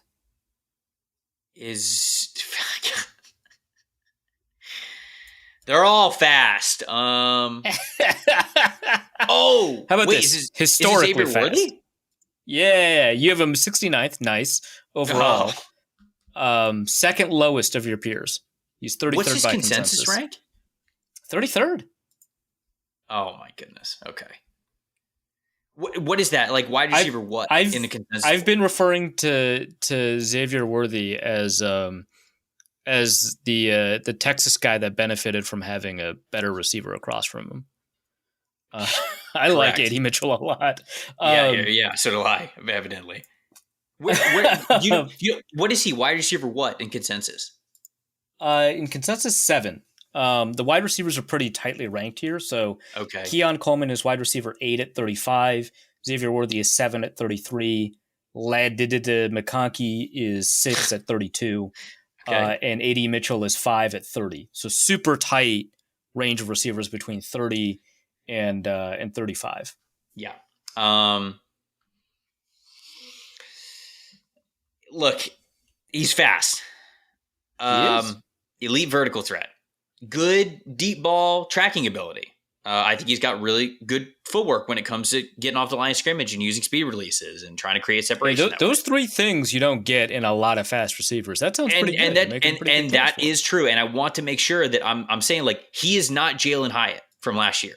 Like, I kind of tried, and I'm not saying like Jalen Hyatt's like not going to make it as a pro. I'm not trying to like take a victory lap with Jalen Hyatt, but like I can't believe Jalen Hyatt, they did not put in press coverage ever. They used him in stack alignments as the bottom receiver so that he could get free releases every single time. So he didn't really know how to get off the line of scrimmage. Didn't really have a varied route tree, and also struggled at times with tracking the ball where it was supposed to go deep. Now that was the least of the 3 that I mentioned, but Xavier Worthy's not like that. Like Xavier Worthy's a legit deep threat athlete. The problem is, anytime he needs to be physical, I'm worried. And it is a physical game at the pros level. I mean, I was watching the TCU game with them from last year, and Trey Hodges Tomlinson is like locking him up with strength. Anytime that's the case, it's just not going to go well for you. It's really tough for him to get off press coverage. Doesn't really use his hands when he's trying to get off press. He's trying to use more of like a speed release, like dipping his shoulder and trying to not make as much contact as possible. And then, when it comes to contested catchability and just really overall just hands reliability, the consistent strength there for him is just not there. So again, I think Xavier Worthy would be, 69 is either like early 3rd round or like end of the 2nd round. I understand like you can't teach his speed. So if you want to take him like mid or late 2nd round, like fine, I get it. Taking him in the 1st round, I'm not there. I'm just not. I'm not there with him. All right. So it looks like 33rd team. I guess kind of somewhat ironic for the 33rd player by consensus was the one board that ranked lower, which I believe 33rd team's board is now being run by Sports Info Solutions. They have an identical big board. Mm-hmm. So you can talk to, I think we know the guy who does the SIS big board. So you can just talk to Matt and or Bryce about your mutual hatred of Xavier Worthy. 91 is crazy though. You mentioned Cooper Beebe. You are the 2nd lowest of this guy. Mm-hmm. Why do you hate Kansas State so much? I don't hate Kansas State. I actually like his teammate, KT Levison, a decent amount, but not as much as Beebe. Look, the thing with Beebe is, I think the length is an issue, even at guard, even at center. So people who look at Cooper Beebe and they go, "Oh, look at his background. Like he could play tackle for you, he could play guard for you, he could play center for you." No, he can't play tackle for you. I mean, he has very short arms, even for an interior offensive lineman. So you're never gonna put this guy at tackle at the NFL level. So he loses the length battle. Arm length? For you to be concerned about arm length for a center, it must be pretty catastrophic. Yeah, what is it? So like mine? Let's see. His arm length is 2nd percentile for guards. Okay. And it is 8th percentile for centers. So 31 and a half inch arms. Wow. All right. Correct. Right. Let's see what it is for offensive tackles. It is, as you would expect, 0th percentile for tackles. Yeah. Okay. So you're never going to put this guy in a situation where I think, again, the people who say like, "Oh, look at the versatility. He's got five player position versatility along the offensive line." No, he doesn't. I also think that his feet. I understand that he tested better at the combine than people expected him to test. It doesn't. Yeah, 4.61 short shuttle, man. I know That's it crazy. it does not really show up on his tape. Like sometimes it does when he's on the hoof and he's pulling and he's getting to the outside. Like sometimes he can create some good momentum for himself, but there are a lot of other times when the feet are heavy, when he's heavy to get out of his stance and when he's heavy to move and try to get laterally and handle guys when they're coming across the face and everything like that. I think he's big. He's got a burly chest. He's got a big stomach. Like he's built well for a guard. But there are also times when, yeah, you will see him absolutely erase guys when he gets to the second level. Okay, we're talking about because how much did he weigh at the combine? He weighed 322 pounds, and this is the combine, so he's probably lost a little bit of weight to test better. We're talking about a 322 pound guy, and he's bowling over to a 230 pound linebacker, and it's like, okay, well, he outweighs the guy by 100 pounds, so of course he's going to finish the guy and he's going to go flying. Like the same thing for corners. When he lines up corners, and if he ever gets hands on them and they go flying, it's like, whoa, look at the block strength. All right, well, that's not exactly like how this goes. I'm more looking at how he faces against some of the guys on the interior, and he can make good contact with guys and like standing guys, but it's not like he's bulldozing people in the trenches. He's really not. Like Cooper Beebe, his strengths are he is really smart. He's got good leverage, really nice hand placement, and he understands the way that I say it is like the geometry of playing offensive line where you're like walling a guy off a certain way, or you're kind of like using your core strength, or you're using your momentum against their momentum, and it's just allowing you to wall these guys off and create a rushing lane. And he understands like how to do all that, aiming points, everything. But I don't think he's a very good athlete. And I think he's going to lose the length battle. And I don't think he's overly imposing. I think that he is strong enough, but I don't think he's this overly imposing guard to make up for the lack of athleticism and the lack of length. So some people look at Cooper Beebe, and I've heard this so many times throughout the draft season. They go, oh, plug and play, future starter for the next 2 contracts at guard. I guess maybe, but I have a hard time betting on guys who would be outliers in their movement skills on tape and outliers with their length, even at a position like guard. And so that's why I think that Beebe is a mid-round pick. I think he's a 3rd, 4th round pick who could potentially be a starter for you, but I don't think it's nearly this guarantee that everybody believes it is. But hey, maybe I'll be dead wrong about it. We'll see. All right. Final guy I'll ask you about. This guy is ranked lower by one other person, ranked 175th by Connor Livesay. You have him ranked outside the top 100. The consensus ranks him 47th. I suspect that'll drop as I get some more boards in. But who do you think it is? Is it T'Vondre? Yeah, it is. It is T'Vondre. How much of that is off field? I mean, look, that's always the tough part of this process, but because you don't get to meet these players yourself. But for me, it's a little bit of the off the field stuff, and then it's also just I don't think he is this player that everybody believes that he's going to be. Like, I don't think he's this total takeover type of interior defensive lineman. The people that want him to be this like crazy anchoring nose technique type of a player, like Jordan Davis type of a player, like he's not that. He's just not that type of a player. I am genuinely worried about the weight, because the weight that he carries right now, I don't know if anybody can carry 366 pounds well, because it's a lot of weight to be on a human being. But even for Sweat, like, I don't think that it looks great on him. And I worry about the conditioning. I worry how much you're going to be able to play him. I worry on a play-by-play basis, like how much of a difference he's actually making. He's quicker than most guys who are 360 pounds, but how much of a difference is that necessarily going to make at the NFL level? He's quicker than most guys that are 310 pounds, man. This guy can move. I think that he can move in the 40 when he was testing at the combine, but I don't know. I think this guy is an early I'm pushing back pick. because pushing back is the fun part of this sort of thing. No, and I am down on this guy though. Right. And that to me, like, when you combine how many questions I have with his conditioning, with how much of an impact he's actually going to make on a snap by snap basis, how often I'm going to be able to get him on the field. Because you got to remember that too. Like, people think he's just going to set up in the middle of the field and he's going to be this game wrecker. And I just don't think that's how it goes. John Ledyard and Ollie Conley were talking about this on their podcast when they're like, dude, you know how easy it is to just run away from him? Like you like if you're like, oh, what are teams going to do against T'Vondre Sweat? They're not going to run at the middle. They're just going to run around him. Like it's just so I don't think that he is as big of an impact player as the allure is for him being this big. Like again, this is the best way that I can describe it, and they talked about this as well. People want him to be Vita Vea. There's only one Vita Vea. And it's like it's not. He is not the same player that Vita is. He's just not. And I think people really want him to be.